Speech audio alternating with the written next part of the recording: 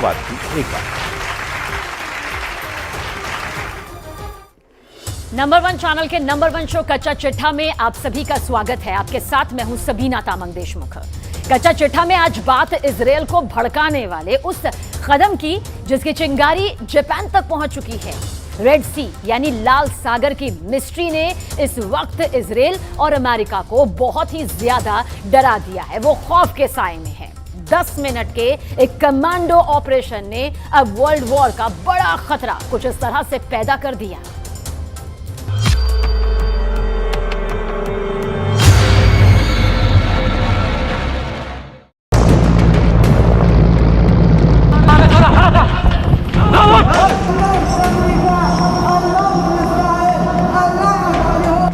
Helicopter एक जहाज के ऊपर मंडरा रहा है।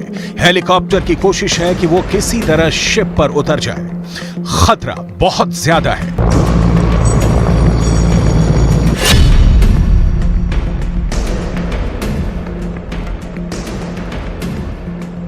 हेलीकॉप्टर के पिछले रैंप वाले दरवाजों पर 2 झंडे लगे।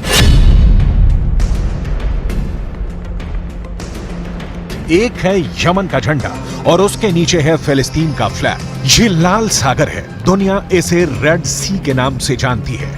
आखिर यहां रेड सी में क्या हो रहा है? हेलीकॉप्टर किसी तरह जहाज की रफ्तार से रफ्तार मिलाकर आगे बढ़ता है और इस शिप पर उस जगह पर पहुंचता है जहां ये जहाज पर उतर जाए। लेकिन अचानक इस हेलीकॉप्टर से कमांडो निकलने शुरू हो जाते हैं। जहाज पर हमला होता है और ये कमांडो जहाज पर कब्जा करना शुरू कर देते हैं।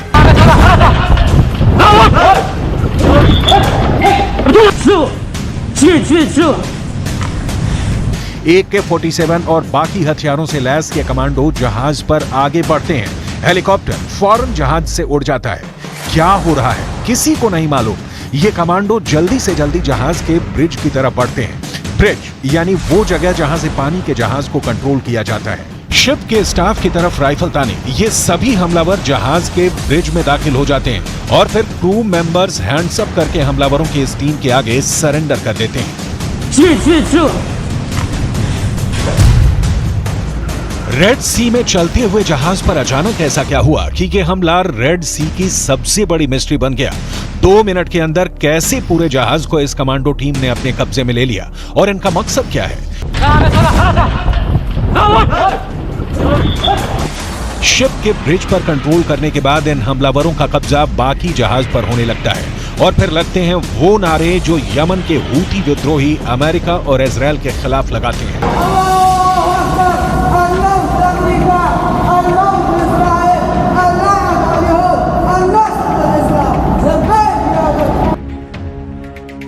ये है जहाज गैलेक्सी लीडर जो लाल सागर से गुजर रहा था और अब यमन के हूती विद्रोहियों के कब्जे में आ चुका है। उसके चारों तरफ उनकी स्पीड बोट है। जहाज पूरी तरह उनके कंट्रोल में है। यमन में बैठे हूती विद्रोहियों की सरकार का दावा है कि उसने इजरायल के जहाज को टारगेट किया है और ये गाजा में बमबारी का बदला है और ऐसे हमले होते रहेंगे।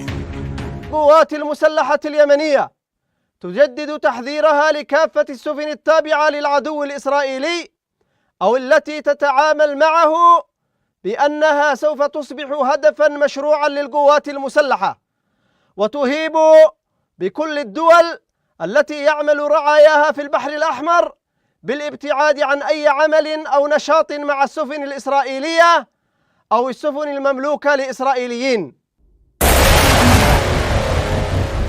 बीच समंदर में ये ऐसा कमांडो ऑपरेशन है जिसे इजरायल के लिए 7 अक्टूबर 2023 के बाद दूसरा बड़ा झटका कहा जा रहा है। और ये भी कि रेड सी अब इजरायल के बरमूडा का ट्रायंगल बन गया है। बरमूडा ट्रायंगल वो जगह है जो दुनिया भर के समुद्री जहाजों के गायब होने की जगह के तौर पर बदनाम रही है। लाल सागर का खतरा इजरायल और अमेरिका पर बुरी तरह मंडराने लगा है। रेड सी में यमन के हूती विद्रोही वो कर रहे हैं जो अब तक बाकी अरब देशों ने सोचा भी नहीं था। लेकिन इनमें सबसे बड़ा पेंच यह है कि इजरायल ने इनकार कर दिया है कि उसका इस शिप से कोई लेना देना भी है। गैलेक्सी लीडर जहाज का रिकॉर्ड बताता है कि यह कार सप्लाई करने वाला शिप है जो 48,000 टन तक वजन के साथ चलता है। इस जहाज के मालिकों को रे कार कैरियर्स नाम की कंपनी से जोड़ा गया है। बताया जा रहा है कि यह कंपनी इजरायल के कारोबारी अब्राहम रामी उंगर ने बनाई थी। इसलिए हूती विद्रोहियों को लगा कि यह जहाज इजरायल का है, लेकिन जहाज के मालिक एक ब्रिटिश कंपनी है और अभी इसका संचालन जापान की एक कंपनी करती है। またイスラエルとも意思疎通を図りつつ、当事者である保守派への直接の働きかけに加え、サウジ、オマーン、イラン等の関係国に対して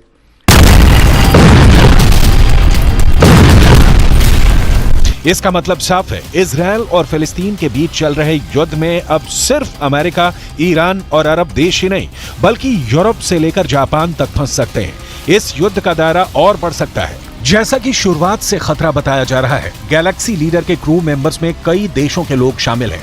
इसमें बुल्गारिया से लेकर फिलीपींस, मैक्सिको और यूक्रेन के कर्मचारी भी हैं और इस वक्त ये सभी हूती विद्रोहियों के कब्जे में है। इजरायल के प्रधानमंत्री नेतन्याहू भी दावा कर चुके हैं कि इस जहाज के स्टाफ में कोई भी इजरायली नहीं है। हालांकि यमन जो इस वक्त गाजा में चल रही बमबारी को लेकर बहुत गुस्से में है और जहां रोजाना इजरायल के खिलाफ हजारों लोग प्रदर्शन कर रहे हैं, वहां बैठी हूती सरकार का दावा है कि उसने इजरायली शिप को ही कब्जे में ले लिया है और इजरायल अब सिर्फ डर की वजह से पीछे हट रहा है।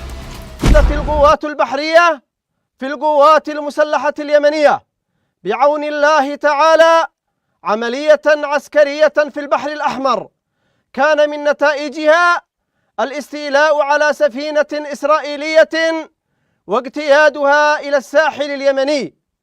إن القوات المسلحة اليمنية تتعامل مع طاقم السفينة وفقا لتعاليم وقيم ديننا الإسلامي. शिप को लेकर हूती विद्रोहियों के दावे गलत हो सकते हैं, लेकिन यह मिसाइल अटैक साबित करता है कि यमन अब इजरायल के खिलाफ एक तीसरा मोर्चा खोल चुका है। यमन से फायर की जा रही मिसाइल और ड्रोन दक्षिणी इजरायल को टारगेट कर रहे हैं। सवाल है, क्या अब यमन होगा इजरायल का अगला टारगेट? क्या इजरायल अब यमन में भी गाजा जैसा ऑपरेशन चलाएगा और हमास के बाद यमन के हूती विद्रोहियों पर इजरायल की सेना टूट पड़ेगी? कुल मिलाकर इस वक्त रेड सी की मिस्ट्री इजरायल और अमेरिका के लिए बरमूडा ट्रायंगल वाला खतरा बन चुकी है। इजरायल दावा कर रहा है कि गैलेक्सी लीडर को ईरान की शह पर ही अगवा किया गया है और ईरान ही इस हाईजैक का मास्टरमाइंड है।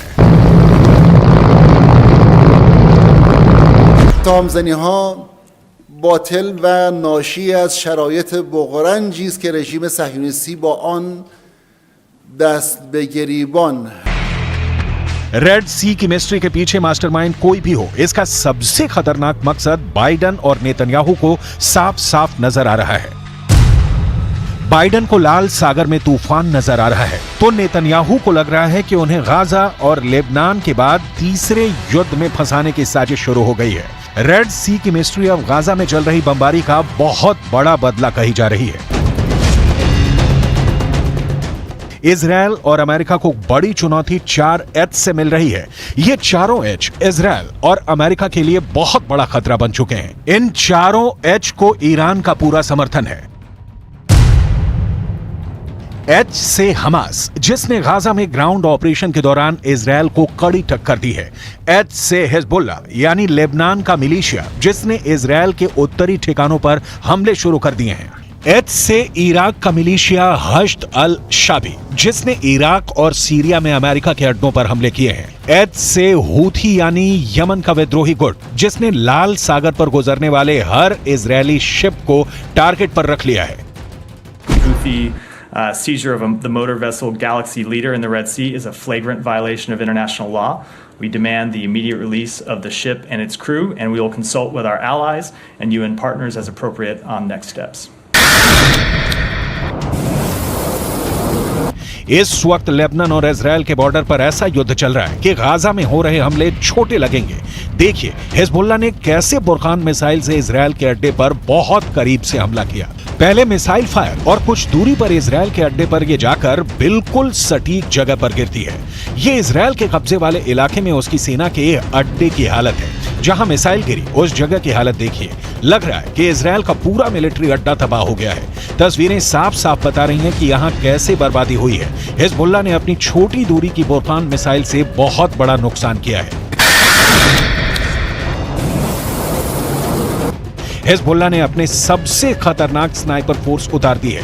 हिजबुल्लाह ने अपने एंटी टैंक दस्तों को इजरायल की पोस्ट पर लगातार हमलों का ऑर्डर जारी किया है। इजरायल के कई शहर टारगेट पर हैं। गाजा में बमबारी के खिलाफ हिजबुल्लाह और हूती दोनों ने अपना हथियार गोदाम खोल दिया है। यमन अब इजरायल के समुद्री जहाजों को भी टारगेट कर रहा है। लेकिन ऐसे हमलों और गाजा पर बमबारी जारी रखने के बीच नेतन्याहू ने अपना वॉर ट्रायंगल तैयार किया है। अल-शिफा अस्पताल के बाद अब गाजा के इंडोनेशियाई अस्पताल को भी इजरायल के टैंकों ने घेर लिया है। फिलिस्तीन की मीडिया ने यह दावा किया कि इजरायल इस अस्पताल के लोगों के साथ अत्याचार कर रहा है। इजरायल ने इस तरह के दावों का साफ तौर पर खंडन भी किया है। अब इजरायल को उम्मीद है कि उसका नया एक्शन हमास के बड़े अड्डे तक पहुंचने में मदद जरूर करेगा।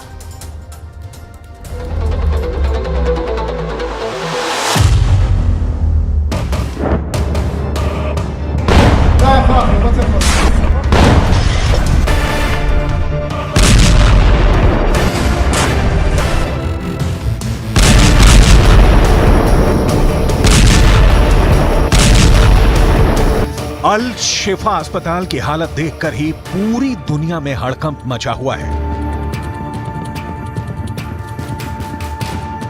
अरब देशों की जनता गुस्से से भरी हुई है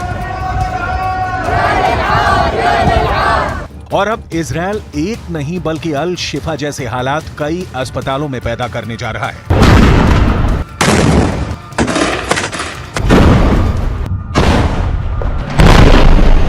अल शिफा अस्पताल के बाद अब गाजा के इंडोनेशिया अस्पताल पर जबरदस्त हमला शुरू हो चुका है।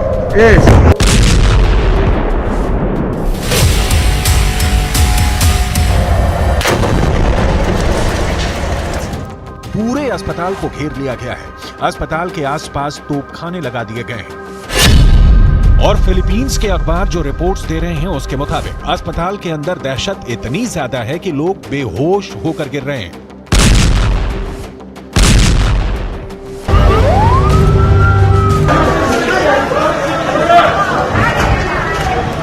आखिर क्या चल रहा है इंडोनेशियाई अस्पताल के अंदर, पूरी रिपोर्ट आपको बताएंगे। एक तरफ गाजा पट्टी पर आफत टूट पड़ी है और दूसरी तरफ जॉर्डन के बादशाह और उनके वारिस यानी उनके बेटे गाजा पट्टी के लोगों के जख्मों पर नमक छिड़क रहे हैं। हमास की ताकत को इजरायल इस कदर नस्तोनाबूद कर रहा है कि पिछले 72 घंटे से इजरायल की राजधानी तेल अवीव पर एक भी मिसाइल अटैक नहीं हुआ था। और जब सोमवार को तेल अवीव पर एक मिसाइल अटैक हुआ तो जहां से मिसाइल अटैक हुआ उस रॉकेट लॉन्चर को भी गाजा के अंदर जाकर इजरायल ने तबाह कर दिया है।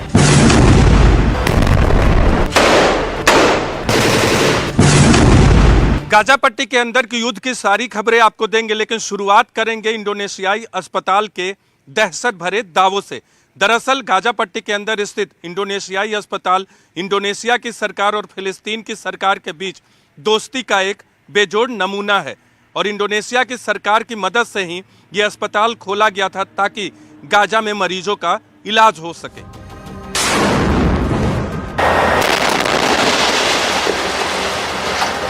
लेकिन अब इस अस्पताल के अंदर और बाहर एक बड़ी लड़ाई चल रही है। फिलिस्तीन के अखबारों से जो जानकारी सामने आ रही है उसके मुताबिक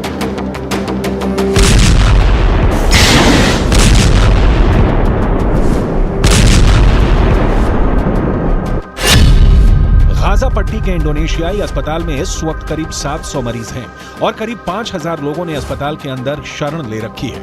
अस्पताल के आसपास के इलाके में लगभग 10,000 लोगों ने शरण ले रखी है। अगर अस्पताल के कर्मचारियों की संख्या को भी मिला लें तो गाजा के इंडोनेशियाई अस्पताल और उसके आसपास के पूरे इलाके में करीब 20,000 लोग फंसे हुए हैं।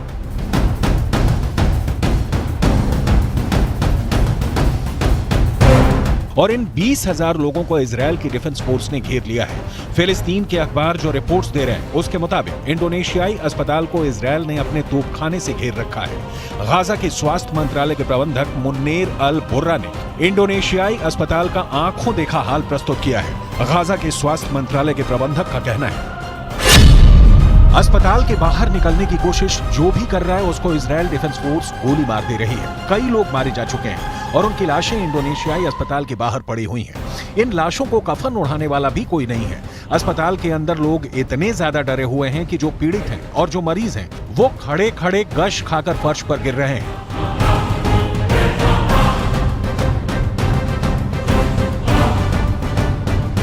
अब ऐसे में सवाल ये उठता है कि आखिर इजरायल डिफेंस फोर्स गाजा पट्टी के अस्पतालों को निशाना क्यों बना रही है। इजरायल के प्रधानमंत्री बेंजामिन नेतन्याहू पहले ही ये कह चुके हैं कि हमास के आखिरी आतंकवादी के मारे जाने तक जंग जारी रहेगी और इजरायल डिफेंस फोर्स की तरफ से ये कहा जा चुका है कि गाजा पट्टी के अस्पतालों को आतंकवादी अपने बचाव के लिए मानव ढाल की तरह इस्तेमाल कर रहे हैं और इसीलिए इजरायल डिफेंस फोर्स अल शिफा के बाद अब इंडोनेशियाई अस्पताल पर भी हमला शुरू कर चुका है।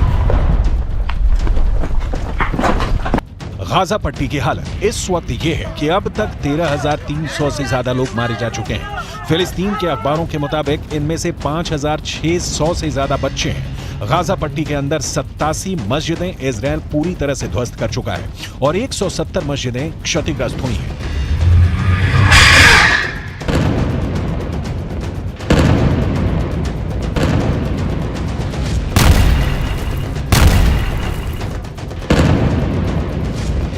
गाजा में एक बहुत बड़ा नरसंहार हो रहा है, लेकिन उसके बाद भी अमेरिका की नेशनल सिक्योरिटी काउंसिल के प्रवक्ता जॉन किर्बी ने पत्रकारों के सामने एक प्रेस कॉन्फ्रेंस में कहा है कि गाजा पट्टी में कोई नरसंहार नहीं हो रहा। ये पूरा बयान आपको सुनाएंगे और इसके आगे आपको ये भी बताएंगे कि कैसे जॉर्डन भी गाजा पट्टी के जख्मों पर नमक छिड़क रहा है।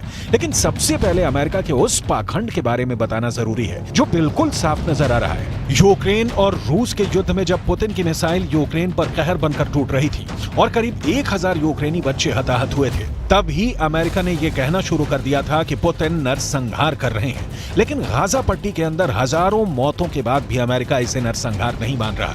यह अमेरिका के दोहरे मापदंडों का बुक टेक्स्ट एग्जाम्पल है।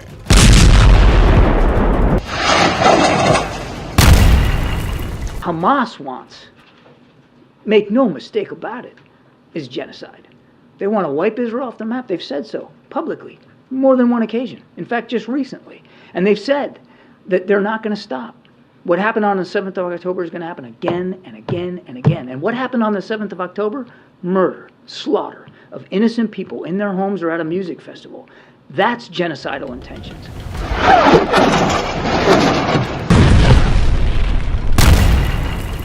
मलेशिया के प्रधानमंत्री अनवर इब्राहिम ने कहा कि यूक्रेन की घटनाओं को नरसंहार मानना और गाजा पट्टी के मौतों को नजरअंदाज करना वैश्विक पाखंड है।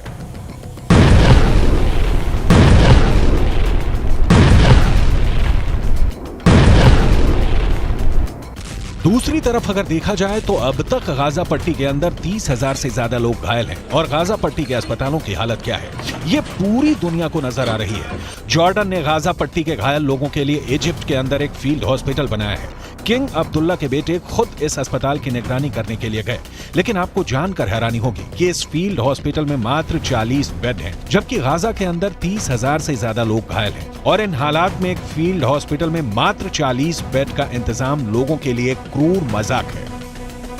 مش سهله بس اهم شيء المعنويات تضل عاليه ان شاء الله ان شاء الله. احنا زي ما بنعرف الجيش العربي ما شاء الله احنا دائما بنقوم بالواجب واقل شيء بنقدر نعمله انه نحاول نساعد اخواننا في غزه وفلسطين. فاكيد بدنا نعمل اكثر دائما بس انتم ما شاء الله يعني فرصه انكم تساعدوا الناس ونقدم الشيء اللي هم محتاجين ان شاء الله. ان شاء الله احنا كلنا فخورين فيكم وراح نتابع كل الامور اول باول. اهم شيء التنسيق بيناتكم والمعنويات تضل عاليه.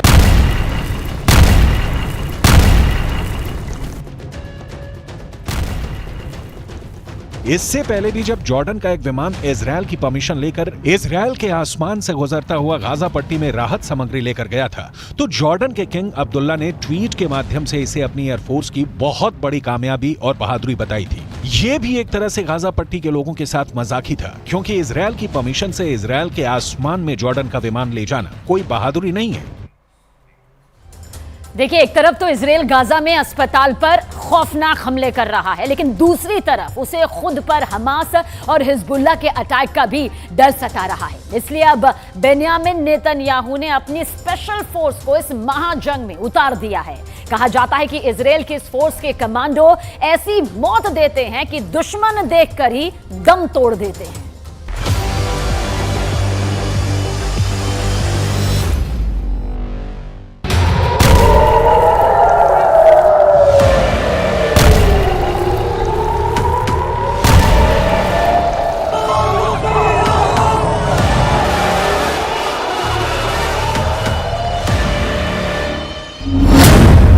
हमास के खिलाफ इजरायल का सबसे भरोसेमंद हथियार मोसाद फेल हो चुका है।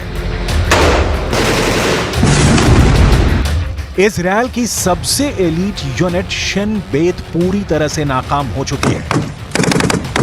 इजरायल की आर्मी अब तक हमास का पूरी तरह से सफाया कर पाने में नाकाम साबित हुई है। दूसरी तरफ हिजबुल्लाह ने इजरायल पर चढ़ाई करने का इरादा पक्का कर लिया है। ऐसे में नेतन्याहू को समझ में नहीं आ रहा है कि वो क्या करें। 7 अक्टूबर को हमास ने इजरायल पर हमला किया था। उसके फौरन बाद ही इजरायल के प्रधानमंत्री ने जंग का ऐलान कर दिया और कसम खाई कि वो अब हमास और उसके हमदर्दों का नामो निशान मिटाकर ही दम लेंगे।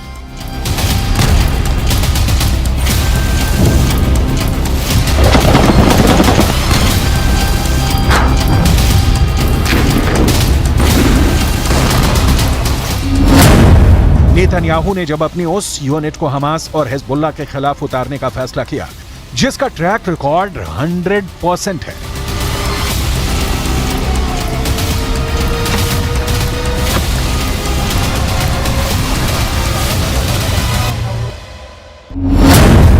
इजरायल ने युद्ध में अपनी यूनिट नंबर 504 को उतार दिया है। यूनिट नंबर 504 यानी वो कमांडो टीम जो एक हमले में 50 दुश्मनों को मारती है और फिर बाकी 500 दुश्मन हमला देखकर दम तोड़ देते हैं। यानी ये दुश्मनों को इतनी दर्दनाक मौत देती है कि 10 गुना दुश्मन देखकर मर जाते हैं।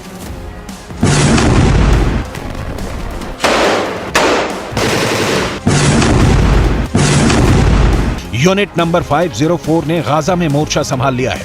हाईटेक हथियारों से लैस 504 यूनिट के सैनिक चुन चुन कर हमास के लड़ाकों को मार रही है, टैंक से अटैक कर रही है, बिल्डिंग से दुश्मनों पर गोलियां बरसा रही है, हर उस बिल्डिंग में जाकर हमास को ढूंढ ढूंढ कर उनका खात्मा कर रही है। हमास का छुपना मुश्किल सा हो गया है। हमास के सामने मौत है और यूनिट नंबर 504 इसकी पूरी गारंटी के साथ गाजा में उतरी है।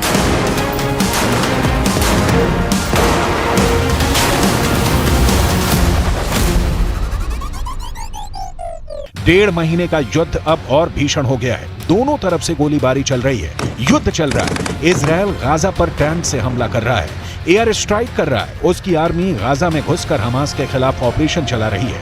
लेकिन नेतन्याहू की मोसाद और शिन बेत जिस पर उन्हें सबसे ज्यादा भरोसा था, वो शुरुआत में ही जैसे हमास के सामने सरेंडर कर गए। अपने प्रधानमंत्री की उम्मीदों पर खरा नहीं उतर पाई है। इजरायल की सेना ने उत्तरी गाजा में कई जगहों पर कब्जा तो किया, लेकिन हमास के जवाबी अटैक को संभालना मुश्किल हो गया। हमास की तरफ से उन्हें कड़ी टक्कर मिल रही है। हमास गुरिल्ला युद्ध लड़ रहा है।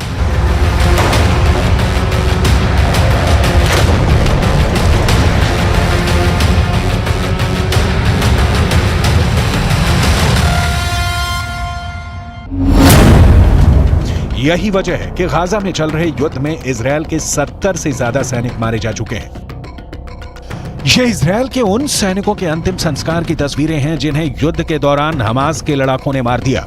इसमें 23 साल के सैनिक माज केरेट बत्तिया भी शामिल थे, जिसे हमास के लड़ाकों ने मार दिया। माज केरेट गाजा में अपने साथी सैनिकों के साथ हमास के खिलाफ मोर्चे पर थे।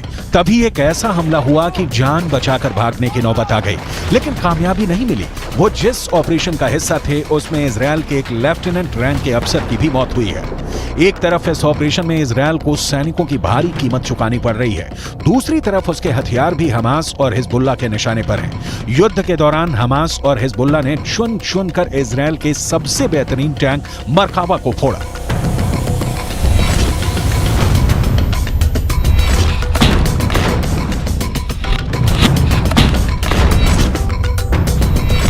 इन तस्वीरों को पूरी दुनिया ने देखा जब हिजबुल्लाह और हमास ने इजरायल के टैंक पर अटैक किया। हिजबुल्लाह ने एंटी टैंक मिसाइल से इजरायल के टैंक को निशाना बनाया था, तो हमास ने यासीन रॉकेट इजरायल के टैंक पर दागे। क्या ऐसे ही हमले अब यूनिट नंबर 504 को भी झेलने पड़ेंगे?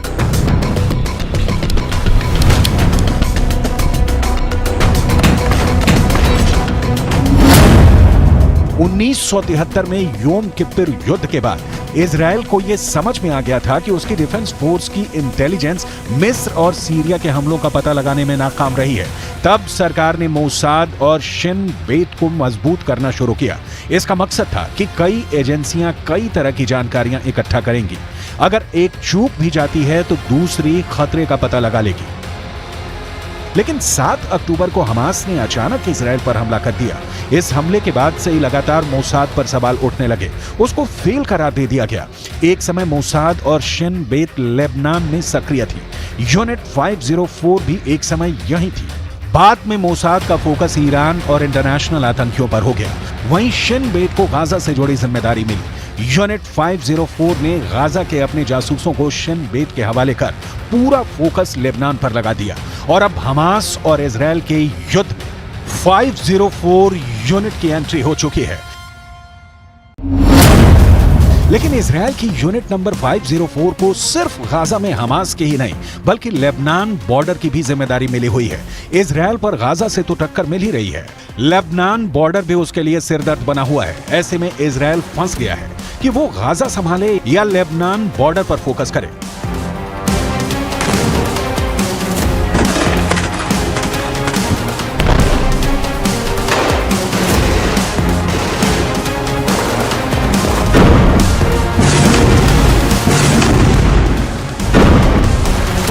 नेतन्याहू को इस वक्त सबसे बड़ा डर यह सता रहा है कि अगर मोसाद और शिन बेत की तरह यूनिट नंबर 504 को भी उस लेवल पर कामयाबी नहीं मिली तो क्या होगा, जिससे पूरे इजराइल को उम्मीद है। अगर यूनिट नंबर 504 पूरी तरह से फेल हो गई तो कौन बचाएगा, विकल्प क्या होगा। इजराइल को इस वक्त हमास और हिजबुल्लाह ने पूरी तरह घेर लिया है और इसमें उसकी इंटेलिजेंस एजेंसी और एलीट यूनिट फेल साबित हो रही है। लेबनान बॉर्डर से हिजबुल्लाह लगातार इजराइल पर हमले कर रहा है। ये उत्तर इजराइल के लेबनान बॉर्डर की तस्वीरें हैं। यहां हिजबुल्लाह के लड़ाकों ने आईडीएफ के बेरानेट बेस पर हमला किया और उसे तबाह कर दिया। इजराइल की आर्मी की तरफ से बताया गया कि लेबनान के बॉर्डर से एक के बाद एक हमले किए गए। हालांकि इजराइल के लिए इसमें राहत की बात यह रही कि उसके किसी भी सैनिक को कोई भी नुकसान नहीं पहुंचा। इजराइल को यह भी पता है कि हमास और हिजबुल्लाह के पास जब तक हथियार रहेंगे तब तक उसकी जमीन पर हमले होते रहेंगे। लिहाजा इजराइल के निशाने पर हमास के हथियार गोदाम है। इस तस्वीर को आईडीएफ ने जारी किया है।